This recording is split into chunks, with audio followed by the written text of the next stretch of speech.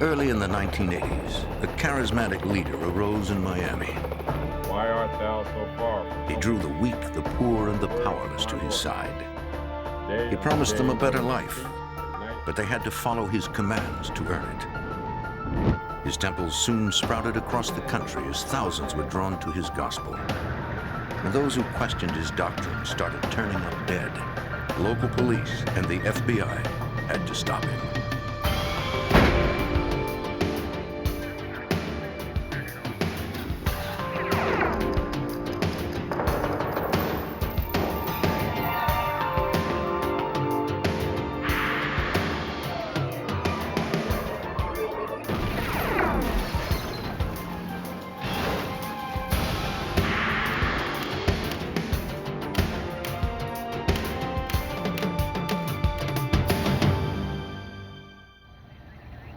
In Miami, the discovery of a mutilated body sent investigators on the trail of a deadly cult.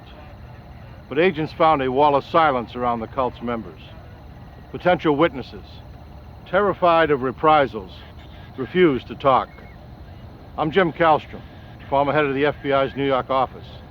It would take a massive operation involving 120 agents in 7 cities to bring down a deranged fanatic who believed he was God.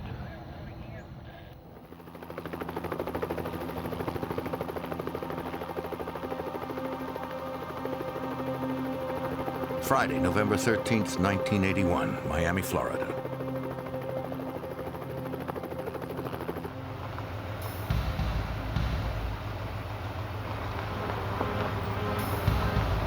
On the outskirts of the city, a construction foreman was checking his work site.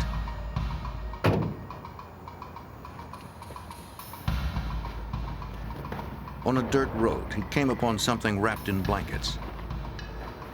It was a body.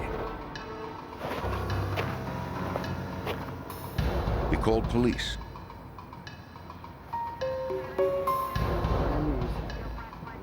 Detectives from Miami-Dade responded. The foreman said he hadn't seen the body when he passed by earlier that morning. What's happening? Got a problem here. The body must have been laid there recently. What? No head. Not yet. The detectives inspected the remains. It was an African-American male. He had been decapitated. Detectives found only a set of keys on the victim. There was no wallet or identification. No? We just... 4 feet away, detectives found the victim's head wrapped in sheets. How far do you think it's worth? His fingerprints were taken in the hopes that they might help identify the man. Decapitations are rare, usually performed to hide a murder victim's identity. According to Detective John King, that wasn't the motive here. There was no attempt to hide or prevent identification because they left the head actually on the scene. Usually if you're going to try to prevent an identification from being made, you would take other body parts such as the hands or the head also. It seems like it was more ritualistic than anything else, how he was killed. The victim's face was badly damaged. Visual identification would be difficult. And unless the man's fingerprints were on record, investigators would have no way of identifying him from his prints. Perhaps the autopsy could tell them more. The medical examiner determined that the victim had been severely beaten before his decapitation. His nose was bloodied, his teeth were broken, and his eyes were swollen shut. His wrists showed ligature marks, and sneaker tread marks on his body suggested he'd been kicked. On the back of his neck, the medical examiner found evidence of repeated blows from a dull blade. On the right side, yeah, up in the stomach. Decapitation. It had been a large weapon, perhaps a machete.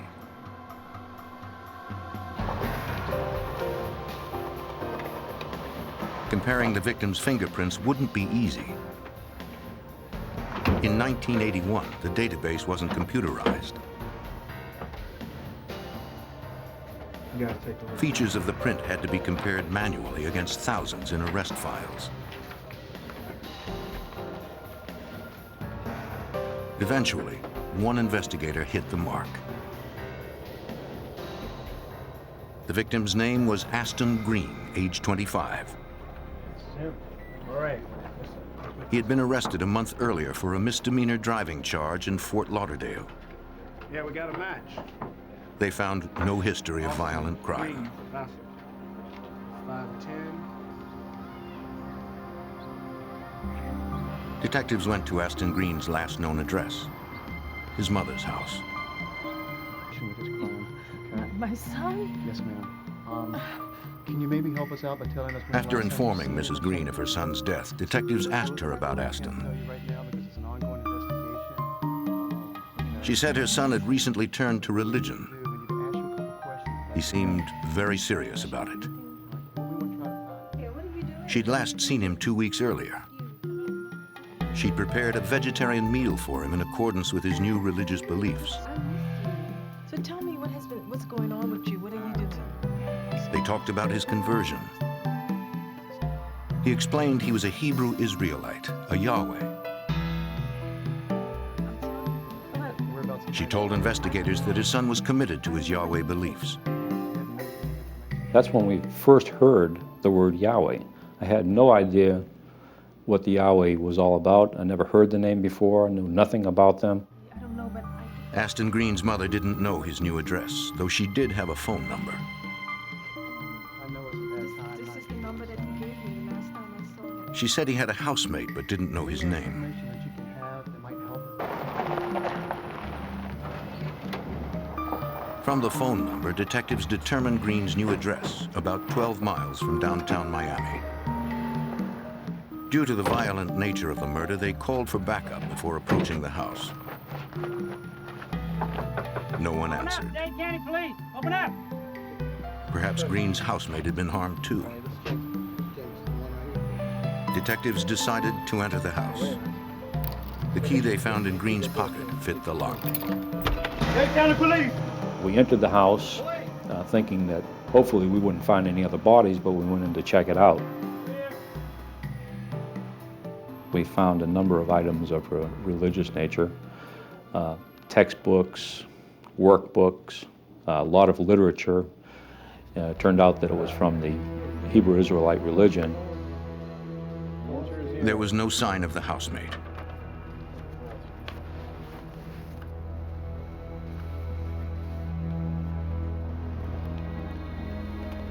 We also found a machete that was tucked to the side of one of the sofas in the residence. We immediately became interested in the machete because that could be a weapon to decapitate somebody. The machete appeared to be clean. Investigators continued their search. By the door, they found a phone number. They traced it to a house 2 miles away. Hi, I'm Detective Christopher. This is Detective King. Can we talk to you for a few minutes? At the house, the detectives talked with a group of Hebrew Israelites. I'm sorry to have to inform you, but Among them was Aston Green's housemate, Carlton Carey. All of them knew Green through the Yahweh Temple. Mr. Green. They told investigators that Green, like themselves, had grown disillusioned with the rigid social doctrine of the temple. Can you tell me something about I seen him in the temple, but I don't know. To them, adherence to the temple's leader was at too high a price. and we're just trying to get as much information. Their colored turbans signified their desire to break away from it. It makes this much easier on us. We spoke to them briefly. We got a little bit of background information on the temple and what it was all about, and we asked them to respond to the homicide office so that we could take statements and in-depth interviews with them about what happened and what they knew. Several suggested that the killers were probably zealous members of the Yahweh temple who wanted to silence those who questioned the doctrine. Most were afraid to say more, especially to police. They were already branded dissenters. They feared any further disobedience could be punished by death.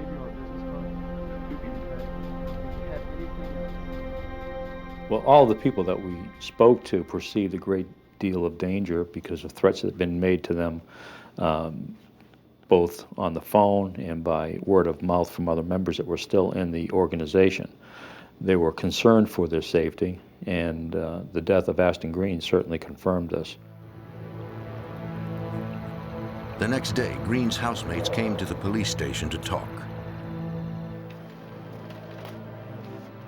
Despite the threat, Carlton Carey and his wife wanted to help. His wife was interviewed in a separate room at the station. Carey said that he and Green had embraced the temple until recently, when its leader, Hulon Mitchell, started calling himself the true Messiah. The charismatic leader of the temple, Hulon Mitchell, believed that blacks were descended from the lost Hebrew tribe of Judah. As followers of Mitchell, members abandoned their given names. They took a biblical first name and adopted the last name of Israel. Mitchell did not allow dissent among his followers. Mitchell eventually changed his name to Yahweh ben Yahweh, which means God, Son of God. In fact, during the interview we had with him, he referred to Hulon as not the Messiah, but a crook and a swindler, which was his characterization of Hulon Mitchell at that time. Carey still had reservations about talking to police. Detectives offered to escort him home. Gentlemen, a ride home? Fine. All right. He declined, opting to leave with his wife alone. When they left the homicide office that night, they didn't want to be escorted because any police being with them would be further attraction to anybody that saw them, and they were concerned about being seen with anybody. They didn't want us to escort them home.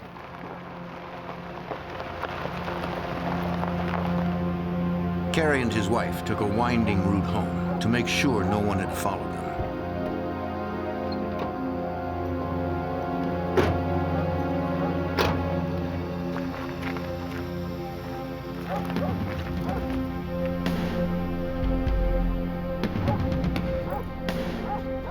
They never suspected someone to be waiting inside.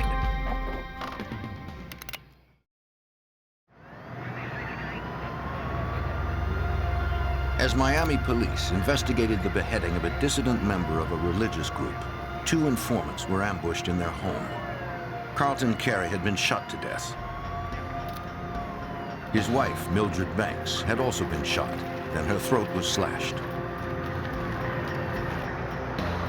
She barely clung to life. Like the beheading victim, the 2 were dissident members of the Hebrew Israelites.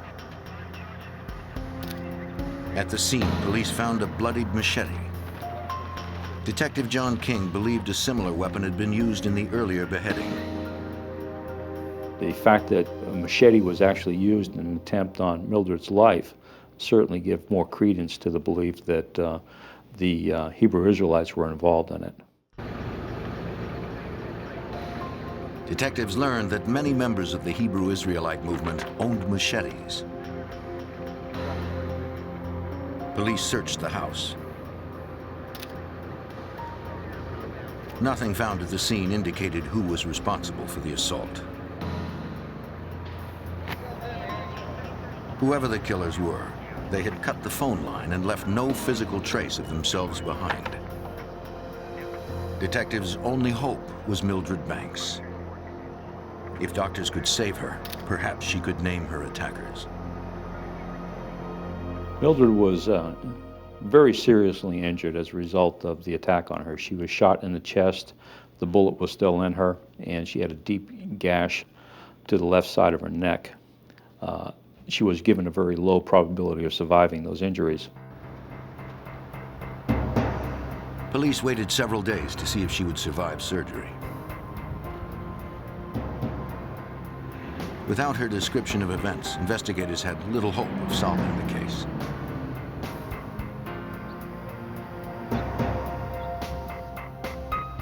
Mildred Banks pulled through. When she was conscious, investigators visited her in the recovery room.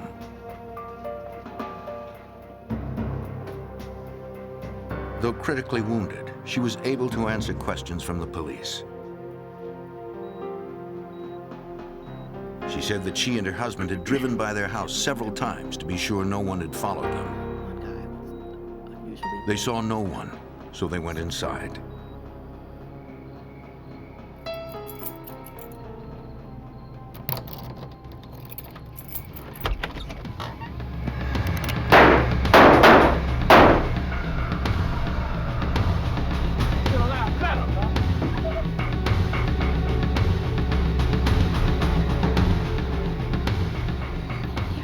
She was certain that her attackers were Yahweh's, sent because they had spoken to police that day. She never saw their faces. We were concerned that they may actually make an attempt on her at the hospital, so we posted 2 police officers at all times with her throughout her stay at the hospital. They were there 24 hours a day, 7 days a week, for approximately 1 month. The message of this most recent attack was clear to dissenting members of the Yahweh Temple. Those who spoke out or cooperated with police would suffer reprisals. After the homicide of Carlton Carey, we were not able to locate any of the former members that had split from the temple. They had fled in different directions. They became scared and they just left. Detective King needed to learn more about the Yahweh organization. He and his partner visited its Miami temple. We tried interviewing people and we really got nowhere. Every time we spoke to somebody, it was praise Yahweh or, see the public information office at the temple. Through a spokesperson, Hulon Mitchell, the Yahweh leader, claimed to know nothing about the murders and offered no help. Suspecting he knew more, investigators began surveillance on the Yahweh enterprise. The surveillance was sort of a constant rolling type surveillance where you'd drive by, write down some tag numbers, but to actually set off and watch the place, it was impossible because at all times there were guards standing outside the temple watching the front door. Detectives did learn that the Yahweh organization was extensive. In Florida and in 13 other states, the Yahwehs owned real estate, buses, and vehicles that the leader claimed totaled nearly $50 million. Some said membership topped 12,000 in Florida alone. Most of these people are hard-working professionals that really didn't believe in a lot of what Hulon Mitchell was teaching. Certainly they were not racist to the level that he was, and they were not believing much of what he was telling them about him being the Messiah. They did, however, believe much of what the religion itself taught, surrounding Judaism and the Muslim religion. Since the Yahweh organization spanned several states, the FBI began investigating. Supervisory Special Agent Herbert Cousins was assigned as case agent. He believed the organization demonstrated elements of domestic terrorism. Domestic terrorism investigations are conducted in a group of individuals who engage in criminal activities to further their social or political goal. Local and federal investigators looked deeper into the organization. Why art thou so far from helping me? Hulon Mitchell invited the homeless, the destitute, and the ex-con to join his Hebrew Israelites. Thine anger. The Lord shall swallow them up.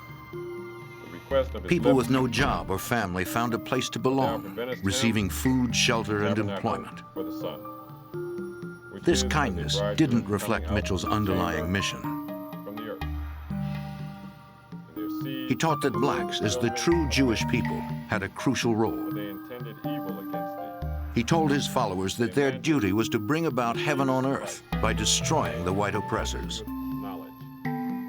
To his most avid followers, Yahweh ben Yahweh was the Messiah, and everything they had belonged to him, Line has gone out, including their labor. and their words to the end of the world.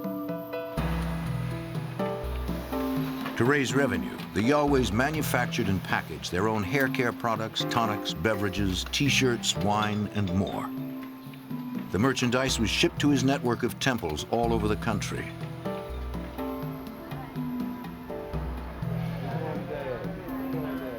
Yahweh required his members to reach certain income goals for their temple by selling these wares. In turn, the temple fed and sheltered them, and even educated their children. Despite the allegations of violence and his thinly veiled message of hate, Mitchell's temple continued to prosper and spread. According to Assistant U.S. Attorney Richard Scruggs, the general public was unclear about Mitchell's true intentions. The Yahwehs in the early 80s had been amassing power and property, and they had a kind of a dual reputation. People saw them as a somewhat scary group that they knew were preaching hatred and violence, but at the same time, they outwardly appeared to be quiet, well-behaved, mannered, and they would go in and buy these properties in distressed neighborhoods and actually clean them up. Not everyone welcomed their presence in the neighborhood. In May 1986, people in Delray, Florida, drove them out. At around 2 a.m. the same night, the neighborhood was firebombed. The fire destroyed the entire block and injured 1 adult and 3 children, including a 9-month-old infant. Police suspected Yahweh members were responsible.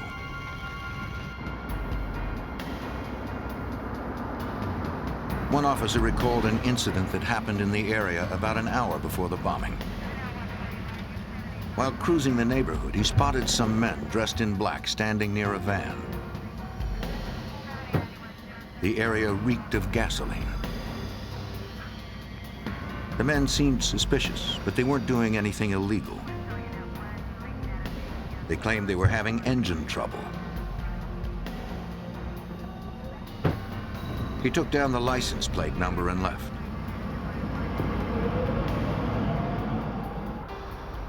Police determined that the van was registered to an elder at the Yahweh Temple. Hulon Mitchell denied any involvement in the firebombing attack. One of his followers was more cooperative. We were able to develop an informant who actually walked into the FBI, who provided information regarding the group. The informant confirmed investigators' suspicions that Mitchell's henchmen were responsible for the firebombing. But he had no direct evidence. He then gave agents information about another crime. He confessed that he had participated in the slaying of Aston Green, the man found beheaded on a dirt road. He said that the dead man had been considered a threat since he openly questioned Hulon Mitchell's authority. Green was abducted from the temple and severely beaten. All right, head back to the van. Head back to the second. The informant drove him there, and another member carried out Mitchell's order to behead him.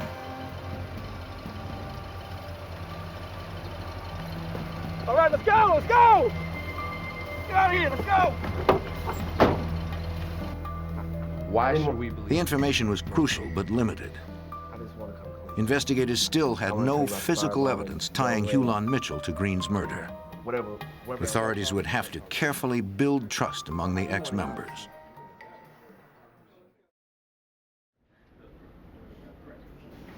Detective John King re-interviewed Mildred Banks, the woman who had been ambushed in her home.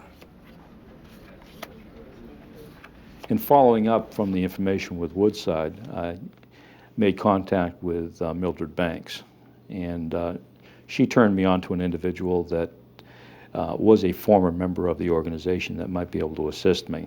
I subsequently made contact with that person, who took me around to a number of locations where former members resided. As investigators continued their search for a witness courageous enough to come forward, Miami police received more disturbing news. A murder victim was found in his car with both ears cut off. Police wondered if this ritualistic killing could be related to the machete attacks. In September of 1986, as FBI and Miami police investigated the leader of the Yahwehs, Hulan Mitchell, police responded to another bizarre murder. 61-year-old Raymond Kelly was found stabbed to death in his vehicle. Both ears had been severed. One was recovered at the scene. Police believed the killer took the other. Metro-Dade Homicide Lieutenant Rex Remley's squad worked the case. In the Dade County area, we had experienced a number of cases in which victims had been murdered and there was an ear missing. In several of those cases, it appeared that it may be the same perpetrator that had committed the crime. To investigators, it looked as if Kelly had been drinking just prior to his death. Detectives collected several sets of prints from the vehicle. But what investigators found missing from the car held greater importance. According to the victim's wife, he always kept a .38 revolver in his glove compartment. Now it was gone.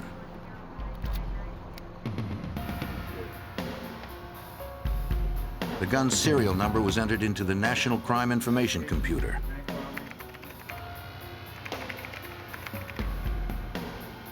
If the gun turned up anywhere in the country, Miami-Dade police would be notified. Weeks later, police in Opelika, a suburb of Miami, responded to emergency calls from residents of an apartment complex. It was an apartment complex that had recently been taken under siege, for lack of a better term, by the Yahwehs. Tenants who lived there called it the Dirt Road Apartments. A low-income housing project, some local residents considered it an eyesore. Many were delighted when the Yahweh leader Hulan Mitchell bought the property. Dirt Road residents were not. Unfortunately for the residents, their idea of taking the building over was to actually move the residents out, and sometimes, according to the residents, that was by force, where the Yahwehs would actually come into their apartments and remove furniture and belongings while the people objected but had no real way to stop these individuals. The Yahweh's strong-arm eviction efforts made the TV news. One resident, Anthony Brown, was particularly outspoken. I'm gonna stay here until I get eviction notice. I don't care what they say. I do, because they ain't going in. Just simple as that. He cursed the Yahweh's leader, Hulan Mitchell. Stand around and look. Investigators knew that Mitchell didn't tolerate public criticism. Yahweh. Witnesses told police that tensions at the apartments continued after night fell.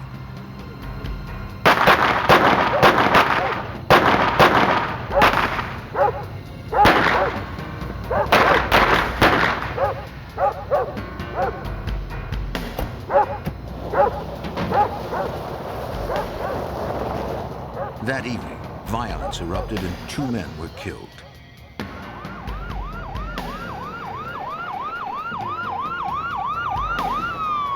Police responded to the double murder.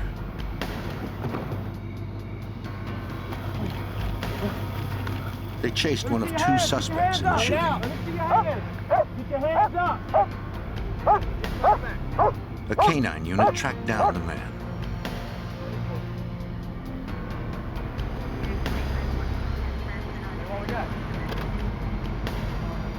The suspect carried nothing in his pockets except 2 bullets.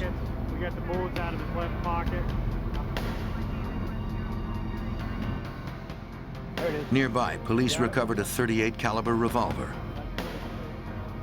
It was not the murder weapon. Police cross-checked its serial number in the crime computer but found no match. Your room right here. Just keep an eye on you for this. The suspect was arrested and taken to the Opelika police station. Metro-Dade Lieutenant Rex Remley interviewed him there. I was just trying to get his basic information, was that he had told me that he was Nehemiah Israel, and when I asked him about his age, he told me that he was over 400 years old. So that's the type of individual that I was dealing with. The name he gave was a Yahweh name, and police found Yahweh clothing in the car he had used to flee. Police suspected that he had been sent to silence those who had spoken out against the Yahwehs. A fingerprint match revealed that the suspect's real name was Robert Rozier. He had spent time in prison for burglary and car theft. Lieutenant Remley also learned that he was a former football player in the National Football League. He then began to have problems after he had left his football career. He had a history that went from crimes in Maryland to crimes in San Francisco area to crimes in Dade County. So he had an extensive past. Rozier's arrest marked the first time an active member of Hulon Mitchell's group was caught at a crime scene. Though they could only charge Rozier with loitering and prowling, authorities suspected he was guilty of much more.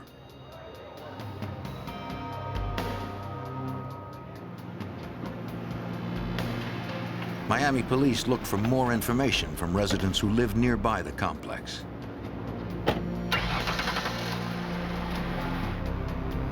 Most residents were reluctant, but several came forward. We were able to determine that Mr. Rozier had in fact been involved in chasing Mr. Brown across the field. He was present, it was our feeling, when the shots were fired where Mr. Brown was killed, and that he had also attempted to flee from the scene. He was charged that morning with the murder of Mr. Brown. Lieutenant Remley still wondered about the handgun found at the time of Rozier's arrest. It was a .38 revolver, the same type missing from the car of murder victim Raymond Kelly. Though a computer check failed to match the guns, Lieutenant Remley pulled Raymond Kelly's file just to be sure. There had to be more of a story to this gun. And I finally found the documents that had been provided by the family that showed the serial number of this gun. When I checked it, I was amazed to see that it was the exact same gun that we had impounded at Opelika that night. Unfortunately, when the gun had been entered into the computer, one of the digits had been displaced in some way, and therefore when we ran the gun found at the scene of the murder in Opelika, it did not show as being Raymond Kelly's stolen weapon. Robert Rozier was now connected to the murder of Raymond Kelly. Prints lifted from Kelly's vehicle matched Rozier's. His fingerprint was found at another slashed-ear murder as well. Investigators had enough evidence to charge him with 2 slashed-ear murders and the double murder at the Dirt Road Apartments.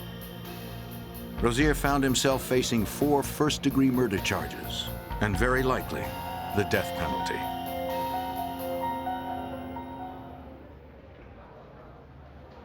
As Miami investigators tried to close in on Yahweh leader Hulon Mitchell, they arrested a man suspected of being one of Mitchell's enforcers.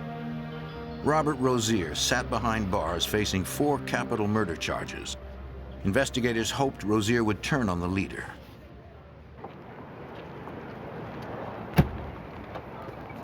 The Yahwehs and their organization became the target of public scrutiny. Hulan Mitchell, their leader, refused to meet the press. He stayed hidden behind his followers, who passed out pamphlets explaining that Rozier had been framed. The bad publicity could destroy all that Mitchell had built. He hired a high-priced attorney and public relations expert. It was Mitchell's first step in creating a new image for his organization. Quickly as possible. What the hell do you want? I'm here to help you. Mitchell offered the attorney's legal help to Rozier. Make this mess go away. Rozier quickly realized that the attorney was there to protect the interests of Hulan Mitchell, not Rozier's. Just talk to me. Yeah. But Rozier still refused to turn on the leader of the Yahwehs. Lieutenant Rex Remley recalls that the media attention prompted other insiders to talk. The media brought out different stories about people that had been inside the organization who wanted to speak about what had occurred. And it also brought other people to law enforcement who, for maybe the first time, realized that there was a significant reason at this point that people were being killed, and it was time to come forward and tell what you knew. Investigators got a call from Oklahoma. One of Hulan Mitchell's relatives wanted to talk. She told them she'd witnessed a martial arts expert from New Orleans beaten to death by Yahwehs in 1983. She said Mitchell had ordered the beating. The young man's name was Leonard Dupree. Dupree was killed because Hulan Mitchell believed the man had been disrespectful. He changed his name. Detectives tracked down Dupree's mother in New Orleans. Hello, my name is Rex Remley. She confirmed that Leonard was a martial arts expert and had left home in 1983 to join the Yahwehs. But without a body or other evidence, investigators couldn't arrest Mitchell. While investigators were learning about Hulan Mitchell's dark secrets, he was opening his temple to the public. Water coolers down the hall. And To improve its image, Mitchell encouraged the most avid followers to take work in the community at large. But one avid member was beginning to change his mind about the leader he had followed so closely. For weeks, Robert Rozier sat behind bars, watching Hulan Mitchell distance himself further and further from the murder suspect.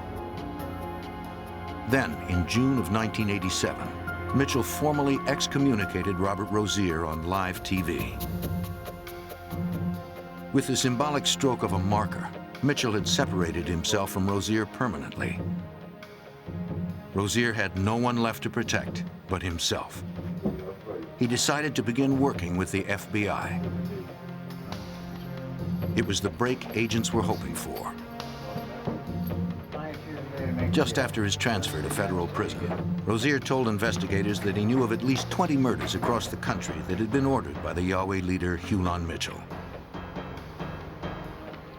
To agents, it was clear that Mitchell hid behind organized religion as a front for organized crime. Why? Rozier also explained why he and another man killed Anthony Brown and Rudy Broussard at the apartments in Opelika.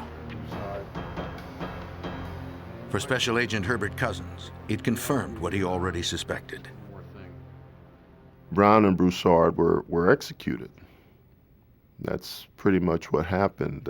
They resisted being evicted from their homes, and they spoke out on TV against the Yahwehs, and we were told that was the reason why they were murdered.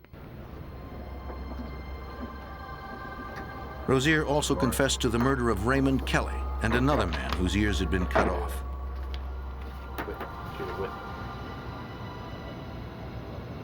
Rozier told agents that the Yahweh leader directed him to kill as many white devils as possible and to return with an ear as proof.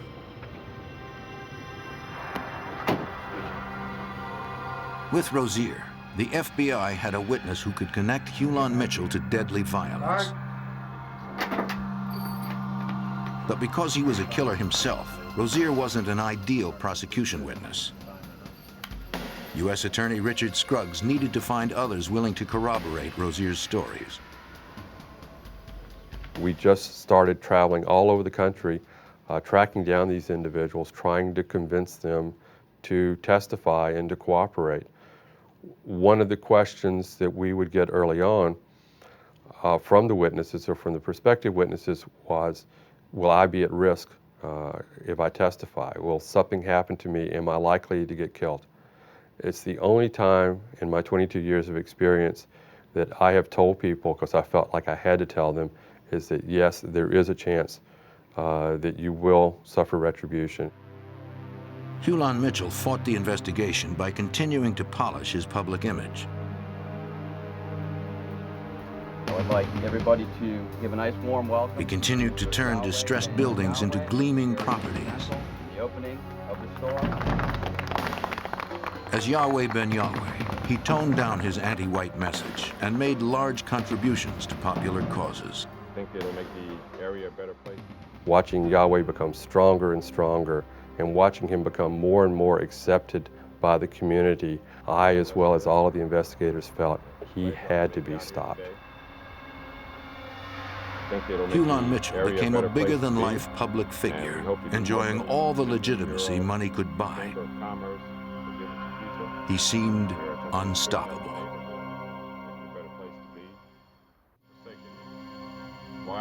After almost a decade of investigation, the FBI still lacked enough evidence to arrest self-proclaimed Messiah, Hulan Mitchell. Intimidation and murder had silenced most who dared to speak out against him. Assistant U.S. Attorney Richard Scruggs had a difficult time persuading members to overcome their fear. I prayed with people, I begged people, I cajoled people, I urged them to do the moral thing, I urged them to do the ethical thing, I urged them to fight a false religion, and basically used every means I had available to me to convince people to cooperate. Those bold enough to stand up against Hulan Mitchell, the man who called himself the Son of God, were placed under witness protection. Do hereby proclaim Sunday, October 2nd, 1990, as Yahweh Ben Yahweh Day. As Mitchell continued to thwart the investigation privately, publicly, his legitimacy grew as Yahweh Ben Yahweh. He's having photo op sessions with the mayor. The mayor proclaimed Yahweh Ben Yahweh Day, and there are banners on the streets saying, proclaiming Yahweh Ben Yahweh Day. In October 1990, despite his public successes, the FBI filed sealed arrest warrants for him and a dozen of his followers. They were kept secret to allow the FBI a month to plan the arrest. Agents dubbed the plan Operation Jericho. Special Agent Herbert Cousins knew it would be dangerous to take Yahweh Ben Yahweh in Miami, since he was at the height of his popularity there. The main issue for law enforcement was safety. The safety of the individuals, the law enforcement members involved in the arrest, and also the safety of innocent individuals and the safety of Yahweh members, including Yahweh Ben Yahweh. Fortunately, Mitchell and others named in the indictment were scheduled to embark on a multi-city tour. Yahweh Ben Yahweh's first stop would be in New Orleans. The main arrest team would seize him at his hotel. Once he was in custody, teams in 6 other cities would capture his henchmen across the South. There were a number of arrest teams in different cities, several cities: Atlanta, North Carolina, New Orleans, Miami. I was sent to New Orleans to assist the New Orleans division with the arrest of Yahweh ben Yahweh. On November 6, 1990, Hulan Mitchell arrived at the Monteleone Hotel in New Orleans. The FBI was already there.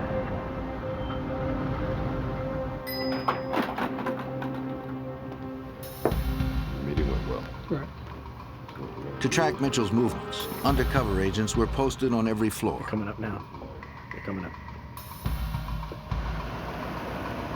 Throughout the South, teams took their positions outside Yahweh temples and waited for orders from Miami. Success depended on an unbroken flow of communication. The agents in Miami coordinated the entire operation. Everybody's ready to go. At 3 a.m., everyone was in place. They gave New Orleans the go-ahead. Agents in the hotel called Mitchell's room.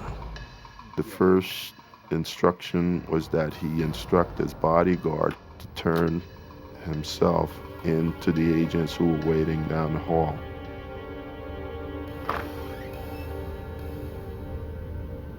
Here comes the bodyguard. The second instruction was that he come out with his hands up and that he walk slowly down the hall. Let's go. Let's go. Let's go. Let's go. Agents didn't know if Mitchell or his bodyguards were carrying weapons. Let me see your hands. Finally, their main suspect emerged. Hands on your head. And on your knees. They sent word to Miami. You're under arrest. Mitchell was captured. Commit murder. Go. You gotta go. The other teams swarmed in, arresting the criminal members of Mitchell's temple. Get down! Down! Get down! Next passenger! Open the side door! Step to the rear of the van! In a matter of minutes, scores of agents mobilized to capture a dozen suspects across hundreds of miles. Make a form of line. Stand beside each other. No one was hurt. We accomplished our goal. We arrested as many individuals as we could identify during the operation, and that's why I believe it was very successful. Hulan Mitchell was charged with extortion, conspiracy, and murder in aid of racketeering. Prosecutor Scruggs believed he was still dangerous. We found out that there was actually a hit team of 5 individuals who were stalking us, trying to find out where we were so that they could kill us upon the orders of Yahweh ben Yahweh. At trial, his intimidation even penetrated the jury. We knew there were serious problems. We knew people were scared. Several jurors actually got dismissed prior to deliberations because they were scared to go back and deliberate. Perhaps it was fear that caused what prosecutors considered only a partial victory.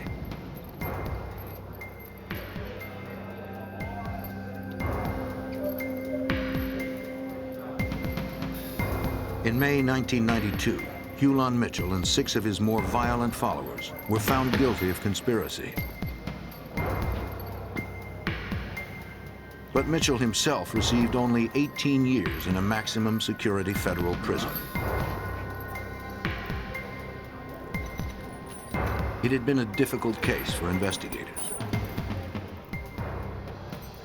He found a successful philosophy that people would flock to and actually start joining and pledge their allegiance to him.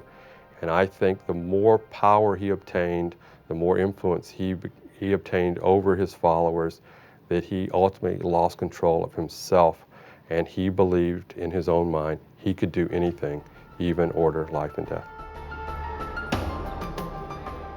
Hulan Mitchell is locked away, his murderous actions halted by those who saw through his false gospel. An armored car vanished during a routine stop. carrying nearly $1 million. It was supposed to be impenetrable. Investigators didn't know if the driver was involved or if he had been ambushed. FBI agents and local detectives began to suspect a group of former law officers in the heist. It would take determination and high technology to track the robbers and make them pay for their silent strike.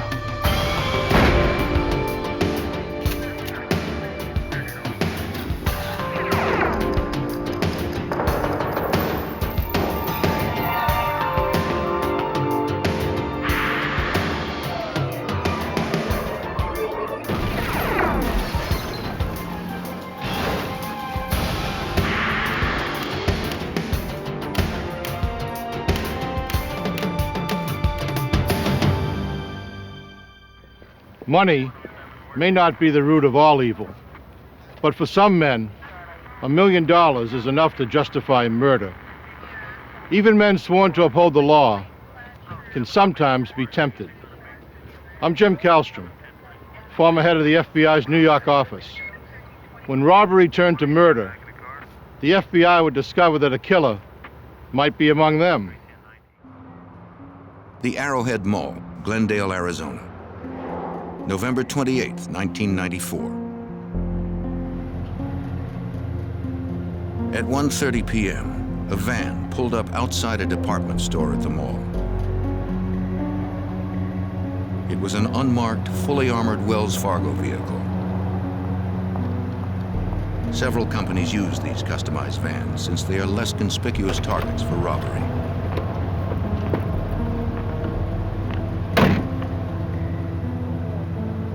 Following company protocol, the driver remained inside the van while the courier went to pick up cash from the store. The van was bulletproof, and its doors could not be forced open from the outside. Inside the department store office, the courier exchanged empty bags for those filled with the weekend's receipts. It was the Monday after Thanksgiving. The cash pickup followed the busiest shopping weekend of the year.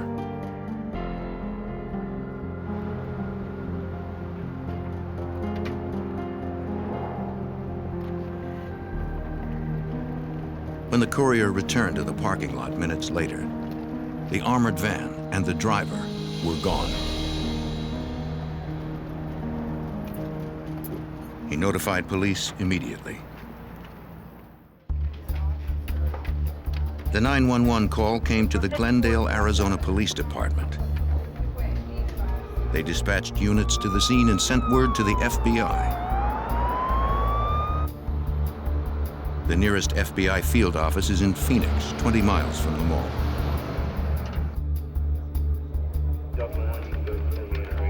Because the money in the van was federally insured, the FBI opened a case. Agents headed out to the scene. Glendale detectives arrived at the mall first. They began interviewing the courier. He said he had been gone only 4 minutes when he discovered the van and his partner, John McGosh, had disappeared. The courier estimated the amount of cash, checks, and coins in the van to be just over $1 million. Detectives interviewed others at the mall. None reported seeing or hearing anything unusual.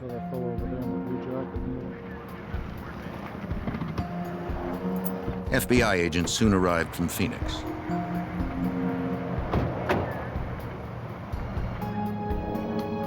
Evidence technicians had processed the area. Where the van had been parked, they found a cigarette butt and a pair of broken eyeglasses. The courier confirmed that his partner was a smoker and said the glasses looked like those McGosh needed when he drove.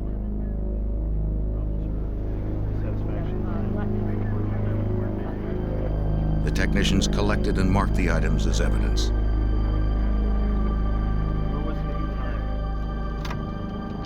David 44 to David Detective 41. Tom Clayton is a senior investigator for the Glendale Police Department. On the 211. 10-4. I think the first thought when we saw the van missing was the driver took off with the money and was going to leave town. We also considered somebody could have robbed him. With the glasses laying there, we weren't sure if it's, was it a setup or did something really happen. We explored every possibility we could think of. Supervisory Special Agent Stephen Chenoweth, now retired, was the lead for the FBI. The investigators organized a search for the van and its driver, believing that whoever took the van would abandon it soon in favor of a getaway car.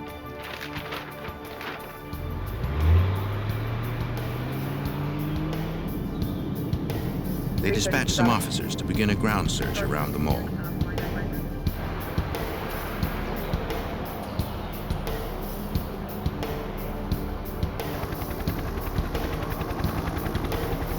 Pilots from the Arizona Department of Public Safety conducted an aerial search.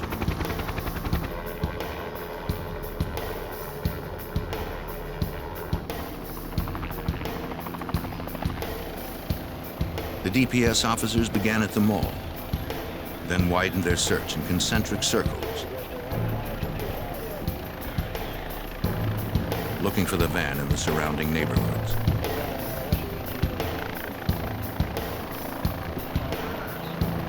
Whenever they spotted a white van, they radioed ground units to follow up.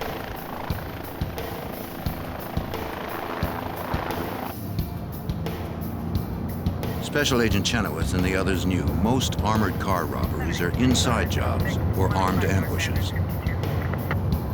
Witnesses hadn't heard shooting. Perhaps the driver had decided to trade his hourly wage for $1 million.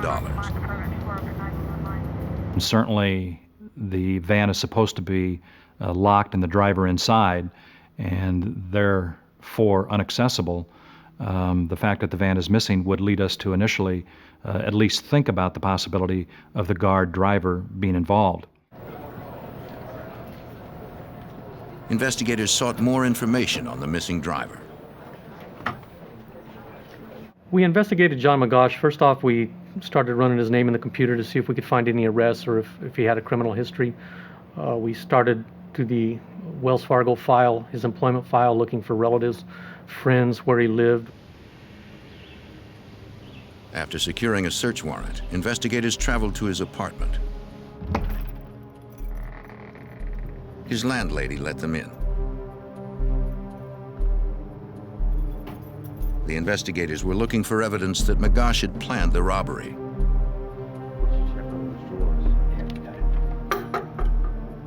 The apartment appeared undisturbed. Nothing indicated he had planned the robbery or that he was ready to leave town. Do you know who this is? Yes, that's Lisa Johnson. Detectives learned that McGosh had a daughter living nearby in Phoenix. Live here? All right. Does she live here? Determining her address through DMV records, they went to interview her. Glendale Police. Detective Myers, Detective Clayton. Can I talk to you for just a moment? McGosh's daughter described her father as honest and stable. He took his job seriously. Police found others who said the same. McGosh had no criminal record. Well, right now, your father and the officer Detectives began to consider the 61-year-old grandfather not as a suspect, but as a victim. John McGosh had a good reputation. We talked to family, friends, relatives, co-workers. He was a person that did not have a lot of requirements in life. Money wasn't a big concern. Based on the background we did on him, we didn't believe he was going to be involved in the crime. With McGosh eliminated as a suspect, the investigators were back to square one. They needed the public's help. Certainly when you don't have eyewitnesses, you try and put as much information out in the form of press releases, newspaper articles, things of this nature, in hopes that it would reach somebody that maybe saw something that otherwise had not heard about it. That afternoon, the FBI and Glendale Police held a press conference. I wanted to give you an update on bank heist outside the mall earlier. We do They released photos and descriptions of the missing van and driver. As of yet, we have very little. Anyone who had seen John McGosh or the Wells Fargo van was asked to contact the FBI. Investigation without assistance. A reward of $60,000 was posted for any tip leading to the recovery of the money and the conviction of those involved. Anyone who may know where the van is at this point. Hours later, a 911 call came in from a church in Sun City, Arizona, just outside Glendale.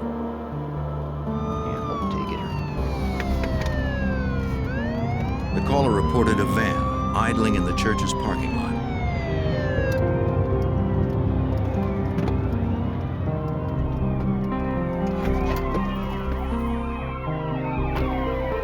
Parishioners arriving for a Monday night bingo game noticed the van, which fit the description in the news reports. License plates and serial numbers confirmed it was the van missing from the mall.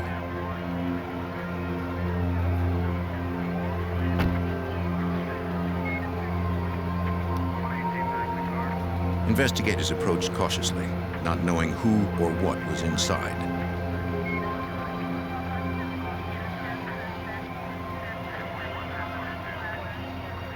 No one was in the driver's seat, but investigators could see the outline of a body on the floor. They tried to open the van, but the armored vehicle was impenetrable, even to the agents. The engine was going, it was locked, and a cursory examination initially of the inside disclosed the body lying in the center. In order to gain access to the van, of course, we had to call the armored car company.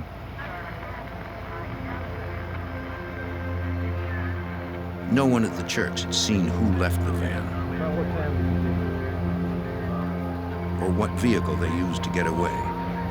Notice anybody else around? Checking the body through the window, police could see blood on the chest near a Wells Fargo badge. There was no sign of breathing.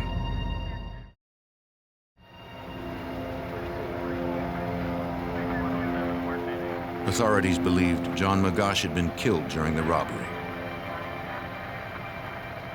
There were no bullet marks on the van's exterior, no broken glass, and no sign of forced entry at the doors. Whoever had hit the van knew what they were doing. An armored car robbery is a pretty sophisticated crime, and it takes a lot of detailed planning. And so we knew after finding the van and finding the body that we were up against probably some people who had thought this out very well, planned it extensively, and certainly would not stop at murder in carrying this out. Investigators needed to get inside the van to know what happened.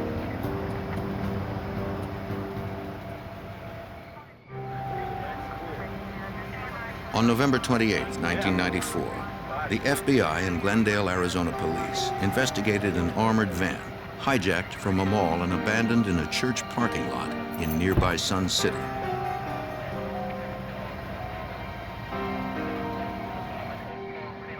The driver, 61-year-old John McGosh, lay dead in the cab. He had been shot once in the head, but his death was not instantaneous. Technicians noted aspirated blood spatter, indicating McGosh had continued breathing after being shot.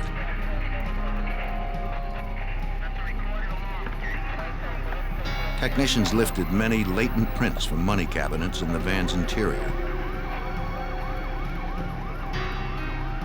These would be compared to known prints of employees.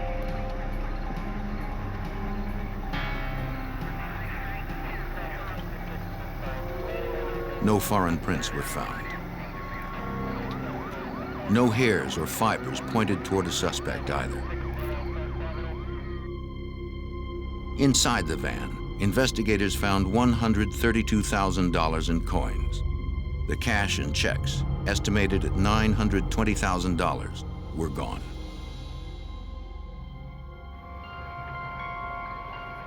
The details of the crime suggested that there had been several violent criminals, according to Special Agent Stephen Chenoweth.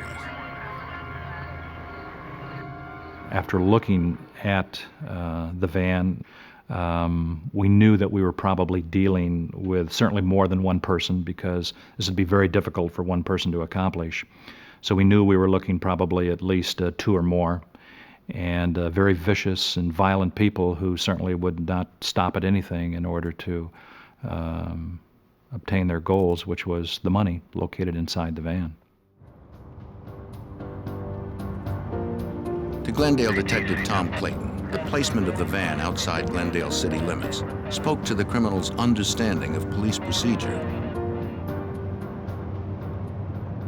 We believed they dumped the van in Sun City to get it out of our jurisdiction into another one, to complicate the investigation and communication of police agencies, maybe hoping we would not be able to link the two things together right away. During the autopsy of the armored car driver, the medical examiner retrieved several small bullet fragments from the left side of the victim's head.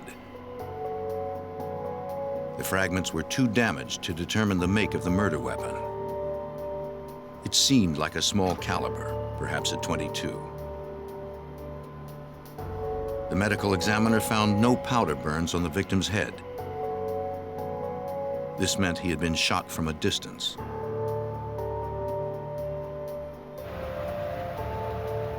Magash's partner said the driver often smoked a cigarette while waiting in the van. Though it was against company policy, he usually opened his door to let the smoke out.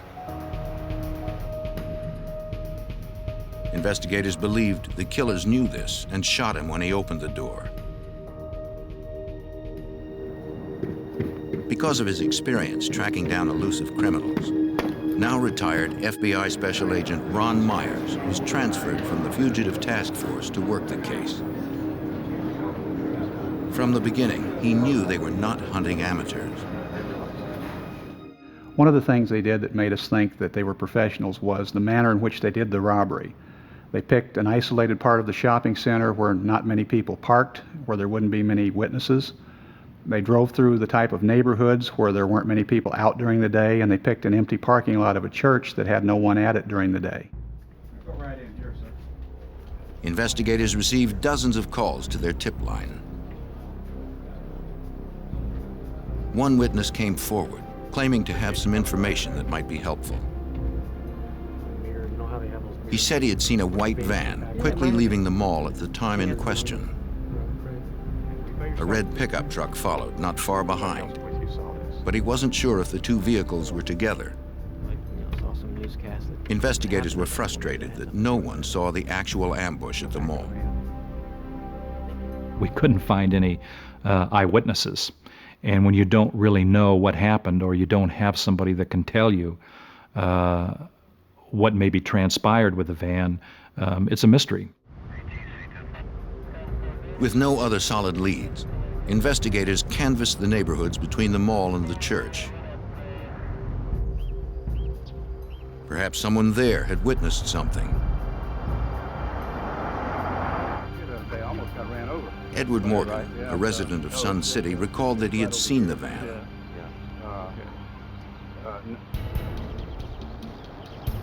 On the afternoon of November 28th, Mr. Morgan was returning from the post office when he noticed the van. And Mr. Morgan stopped because he thought they weren't going to stop for the stop sign and was afraid he'd be hit. At that time, he noticed the white van with this red truck shortly behind it, both speeding through the intersection and driving off. And he thought that was kind of unusual, not only the way they were driving, but the way that the red truck seemed to be following the white van. I think they were doing... Mr. Morgan couldn't recall details of license plates or the face of the van's passenger.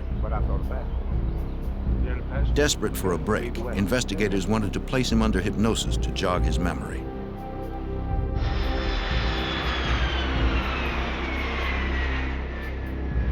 Morgan agreed to travel to Texas with the investigators.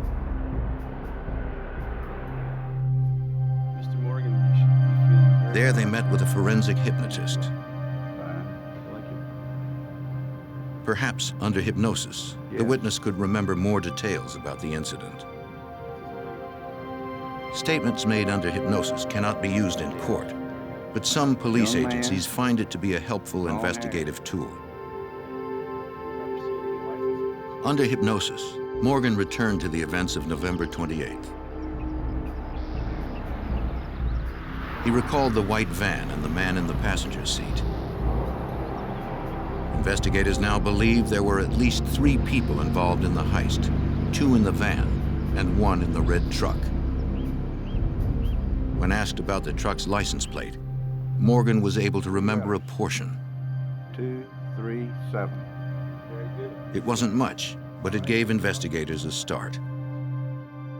We had to go to the Department of Motor Vehicles to run all combinations of those license numbers, and that produced several hundred possible vehicles because Arizona does not have color on their motor vehicle registration. So we knew we were looking for a particular type of truck, but from looking at the motor vehicle registrations, we didn't know what color they were on the registration, which meant we had to do interviews of everybody on the list.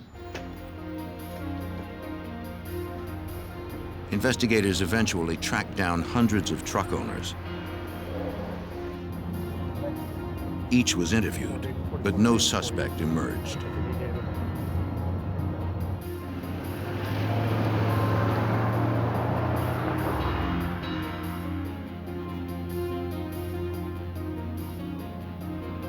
With his refreshed memory of the van's passenger, Morgan worked with a police sketch artist. There was no guarantee that the details recalled through hypnosis were accurate, but authorities were ready to try almost anything. The FBI released the drawing to the media. For nearly a month now, police and FBI have continued looking for suspects in the global armored... The FBI and Glendale, Arizona police believed 3 men were involved in the robbery homicide. Yet, as the end of 1994 approached, they still didn't have suspects.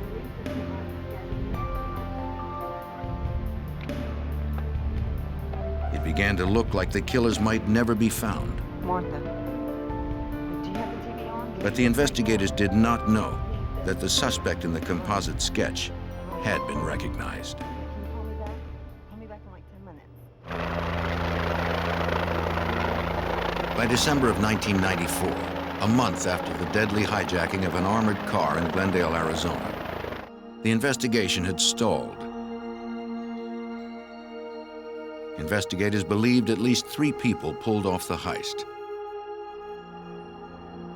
They had a composite sketch of one and little else.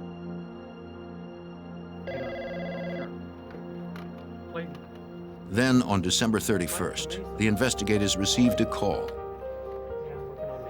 A Mesa, Arizona detective had been told that a local woman had information about the crime.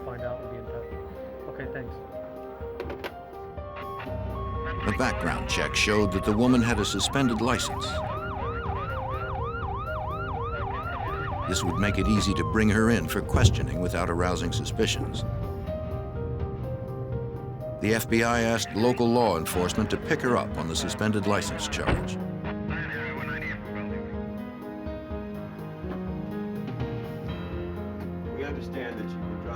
The investigators asked the woman if she knew anything about the armored car robbery in Glendale. She claimed that she didn't have any real information, but she knew someone who did. We talked on the phone just a few days ago. Could you write it down? She told investigators that her friend, Judy Espinoza, had talked to her after the news reports of the robbery. Looks just like him. Espinoza suspected that her boyfriend might have been involved. Are you watching it? Right. Right, they're saying he might be connected with the armored car. The woman told the investigators where Espinoza worked. The investigators spoke with Espinoza. Good afternoon, Miss Espinoza. They asked her about the robbery, reminding her that interfering with a federal investigation was itself a crime. She agreed to answer their questions.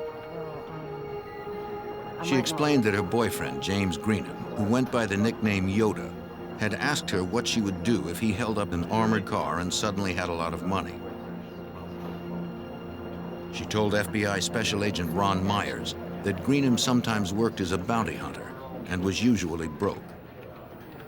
Jim never had a dime, but the day of the robbery, he came home that night, told her he had to kill somebody, and he had plenty of cash on his person. She told us that Jim did his bounty hunting with a guy named Tim Ring, and that she had been over to Tim Ring's house and noticed several new all-terrain vehicles, jet skis, a new motorcycle, and Tim had made a comment about how she'd never know how much money was in that garage. The information was good, but it was only hearsay. Investigators needed more solid evidence. Espinoza had kept several rolls of coins that Greenham had given her.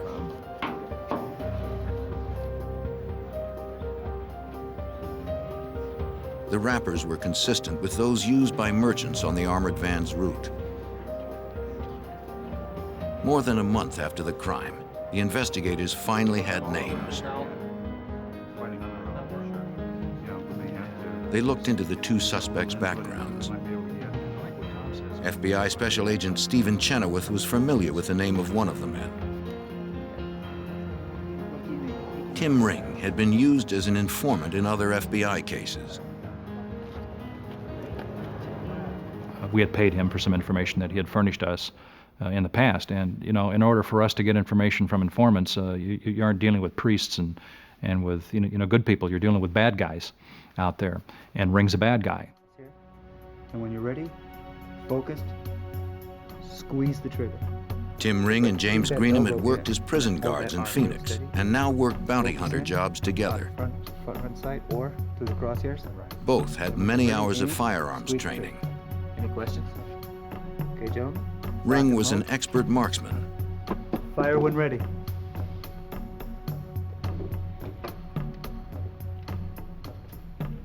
Pursuing bounty hunters would be dangerous. The fact that these suspects had law enforcement training in their background made the case pretty difficult. For one, they would be schooled in surveillance techniques. If they were looking for somebody following them, they'd know what to look for. They'd know what to expect anybody following them to do. So we had to be very cautious when we were following them around.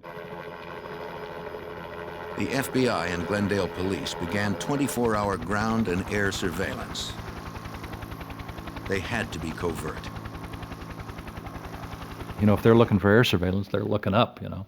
Well, we're way over here, because we can't see anything if we're right up here, you know. So we're way over here, way over here. The agents wanted to see how the pair earned money and how much they spent. At the time that we were following Mr. Greenham and Mr. Ring around, neither one was gainfully employed that we could tell. They had no income coming in from any legitimate sources, yet we observed them spending a lot of money. Ring overhauled his truck, and Greenham got a new apartment. Both bought motorcycles. Agents tracked their purchases. It seemed the suspects did not exceed a certain level in order to avoid the attention of the Internal Revenue Service. Okay. And they always seemed to be careful whenever they spent their money to stay under the $10,000 limit, knowing that if they spent more than that in cash, the expenditure would be reported by the businesses to the IRS.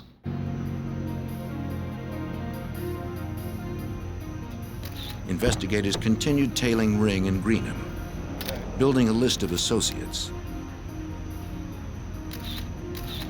They photographed everyone the suspects met. They still didn't know who the third partner was. Glendale detective Tom Clayton hoped surveillance would spot the three meeting somewhere. We would watch them go to restaurants where they would meet. We would see them go to strip clubs where they met a couple dancers that they knew.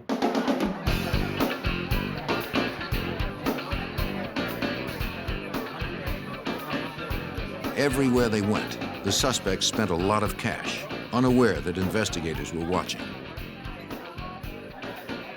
Circumstantial evidence linked them to the robbery and homicide. But the FBI and Glendale police still didn't know exactly what had happened and who else was involved.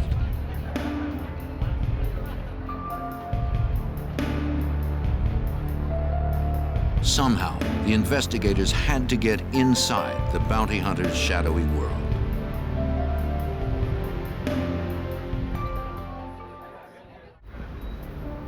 As the FBI and Glendale, Arizona police continued to investigate a deadly armored car heist, they got a tip from an associate of their two main suspects. Bounty hunter Michael Sanders said that he had cased armored cars with two other men. He believed those men did the Glendale hit without him. Angry at being cut out of the deal, he decided to talk. He gave FBI Special Agent Ron Myers a lead on the third perpetrator. Sanders came forward to tell us that he thought that Tim Rang and Jim Greenham were involved in this armored car robbery, and that an ex-Phoenix police officer named Fergie, who worked for a camera shop in the Paradise Valley Mall, might be the third man. Investigators needed to identify Fergie. So what we're going to do is they reviewed their case photos. Tonight, try to take some pictures and get a watch for that guy there too. Surveillance teams had watched Ring and Greenham meeting with a bearded man who drove a Camaro. The car was registered to William Ferguson.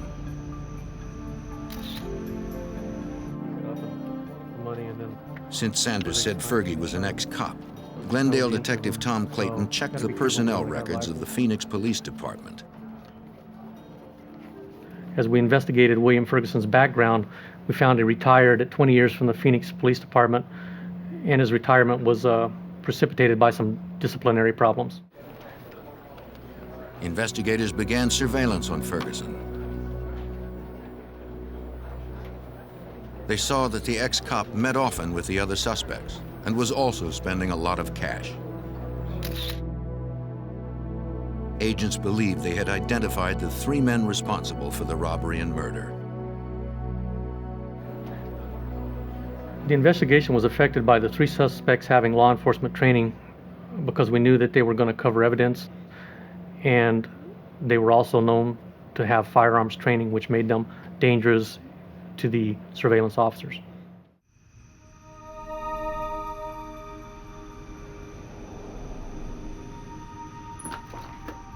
Detectives and agents needed evidence linking the men to the crime.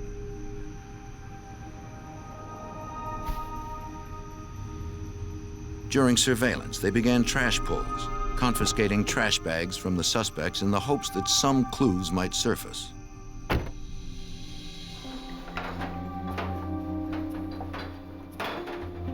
FBI technicians examined the trash.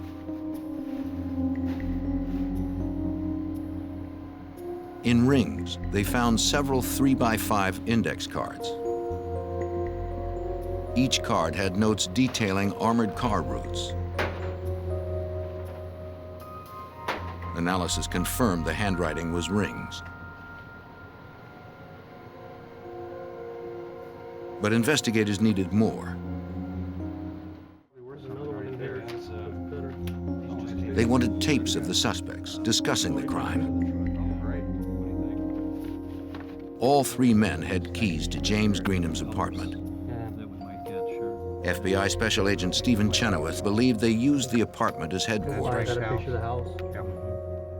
Timothy Ring was married, had a wife, children, and I think the likelihood of discussions occurring in regards to this armored car robbery at his house were somewhat remote, but we felt that they were occurring at Greenham's residence, so that was the impetus for which we decided to go ahead and proceed and place a listening device inside the apartment of Greenham. Special Agent Myers was part of the team that entered the apartment to place the bug. When we opened the door to go in, an alarm went off immediately, at which point we shut the door and exited the area. We had to come back at a later time with an expert in alarms, and when we went in the door that time, we learned that it was just a real simple motion detector sitting on top of the refrigerator, and all we had to do was just flip the off switch. It wasn't anything sophisticated at all.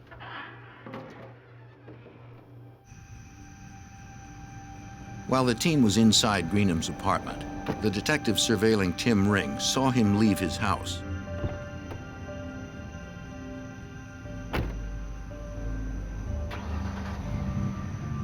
Ring owned a red truck like the one reportedly seen following the van. The detective trailed behind Ring. After a few turns, he realized where the suspect was headed.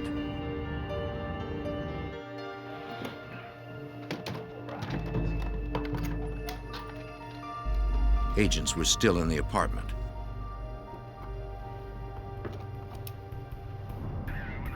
Tim Ring was headed that way. Ring often went to Greenham's place, even when Greenham was out. If he went to the apartment, he would interrupt the planting of the bug. His license is under suspension. Then run his plate. The team inside needed more time. I'll pull him over and hold him until you get here. The detective called in a uniformed officer to stop Ring for speeding. Anything to delay the suspect.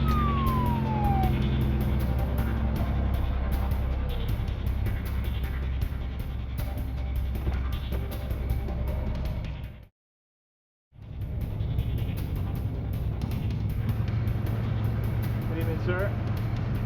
Good evening. What's the problem? The officer lectured Ring on the dangers of speeding. Detectives wanted to keep him busy while the team finished at the apartment. Let's go, gang. They're on their way over. Okay, put everything away. Let's get this thing back. They made it out just before Ring arrived.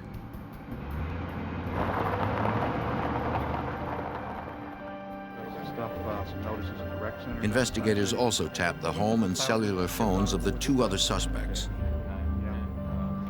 To get them talking, Supervisory Special Agent Stephen Chenoweth released false information about the case. We decided to make a press release talking about the investigation, which we thought when they would hear would certainly generate some telephone conversations and other discussions amongst these three suspects. And it did have its desired effect in that they did talk about the information that we released and how accurate they thought it was, and whether or not we were on the right trail, and whether or not they thought we were getting close to them.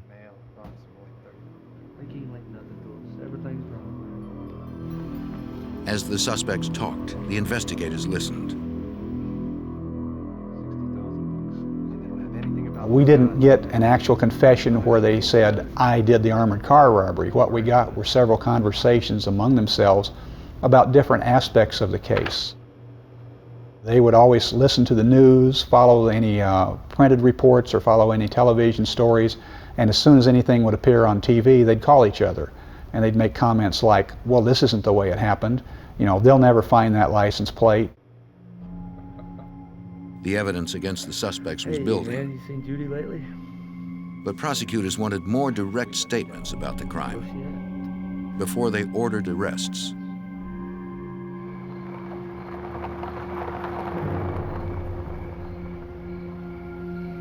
Investigators provoked the suspects one more time.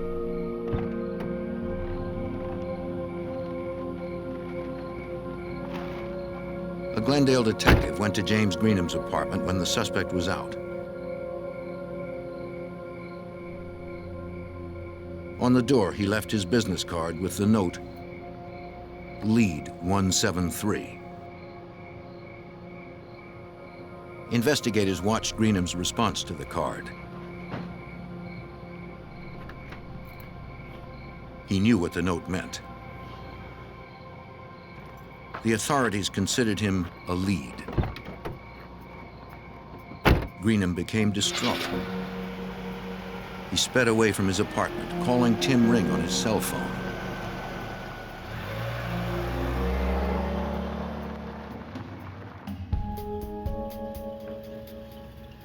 Agents kept watch from an airplane and listened in on the phone taps. Tim, man, listen. Greenham drove out into the desert before stopping. Business card in my door. Look, man, they ain't got nothing on you. Don't worry about it. Ring tried to calm Greenham down, promising that the authorities had nothing on them. Don't worry about it. But Greenham said he was scared. I can't do this anymore. He even threatened to commit suicide. Just don't do something Finally, stupid, huh? Ring talked Greenham down, convincing him the authorities were not onto them. But if I see one more cop, Greenham said that if another cop contacted him, he was going to bury the money.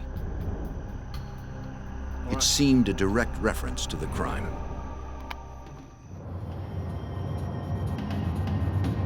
Sam 40. The investigators felt they Contact finally unauthorized had enough suspects, evidence. Greenway and 6th Avenue.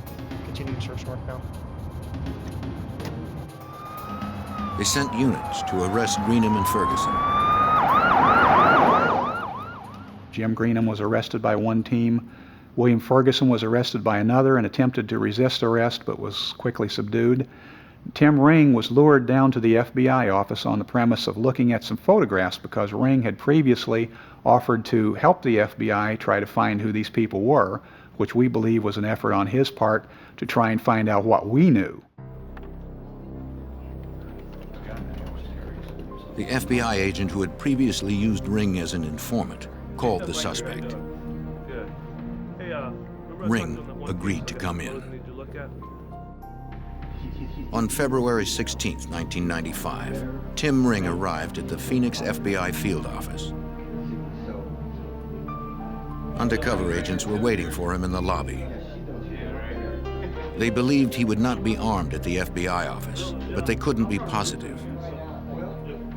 To ensure their safety, they needed to surprise him. We had two big burly defensive tactics instructors, one of which was a guy with 25 years of martial arts expertise who came up and whopped him in the head and knocked him down like a sack of potatoes before he knew what he was doing.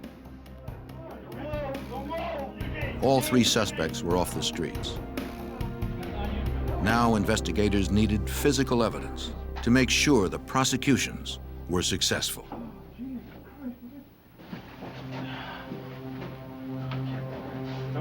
On February 16, 1995, after arresting 3 men for an armored car robbery and murder, FBI agents and Glendale, Arizona detectives searched the suspects' residences.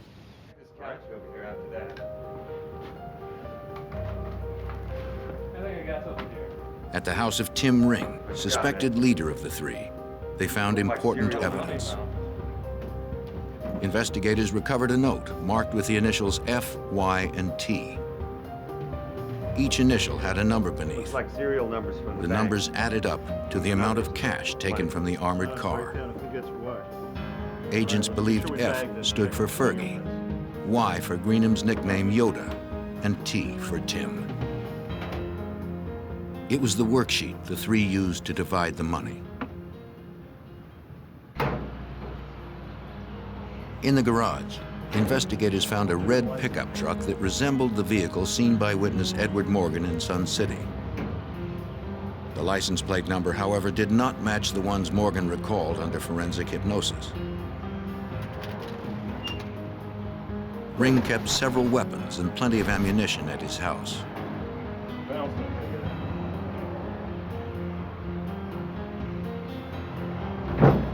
In a duffel bag, agents also recovered $270,000 in cash. Another $64,000 was found at Ferguson's house. We need to count all of it. Nearly $600,000 in cash had been stolen. Noting the money spent by the suspects, investigators found that about $100,000 was unaccounted for. The case against the 3 suspects seemed solid. FBI Special Agent Ron Myers hoped the evidence might get one of them to roll.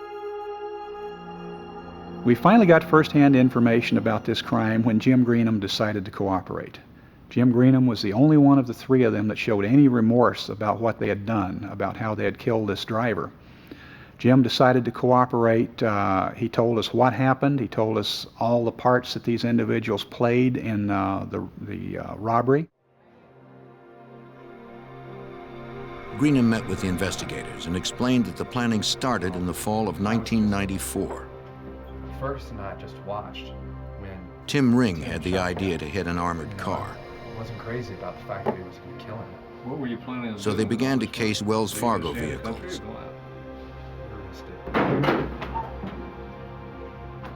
They drove around Glendale, following different trucks and vans on their routes.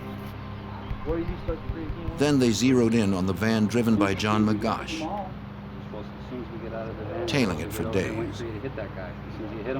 They managed to observe this one particular armored car making several stops, and they noticed that every time the messenger would get out to make a delivery, the driver would open the door about 8 inches to smoke and blow the smoke out the side of the door. They observed the driver at several stops, and they noticed this one particular stop on the back side of a shopping center, and noticed that he always parked in the same position. On November 28, 1994, the Monday after Thanksgiving, a day they were sure a lot of money would be in the van, they were ready to strike.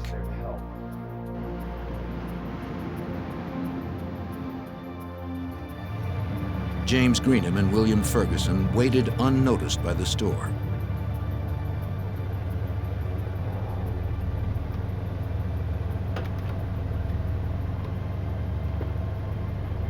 They watched until the courier was out of sight.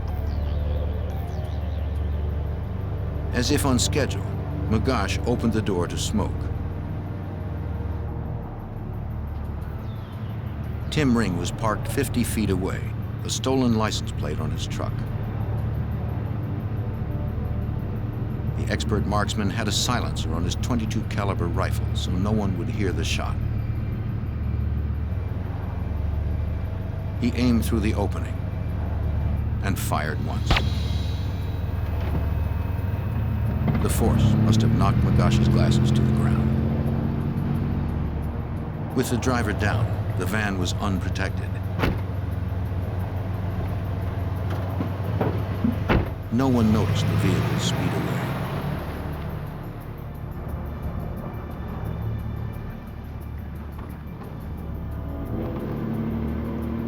They drove to the church parking lot. It would be empty at that time of day.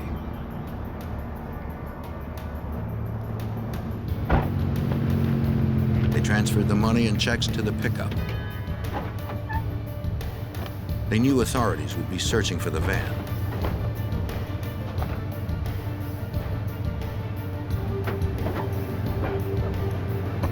They left most of the coins and went to destroy the checks and other evidence, according to Detective Tom Clayton. They loaded the money into Tim Ring's truck and drove out in the desert where they separated the money, changed clothes, and burned all the evidence. We buried the license plate. Greenham said they buried the burned evidence and stolen license plate in the desert. And you can take us to where the plates are buried? Yeah. Special Agent Stephen Chenoweth wondered if it was the plate witnessed by Edward Morgan.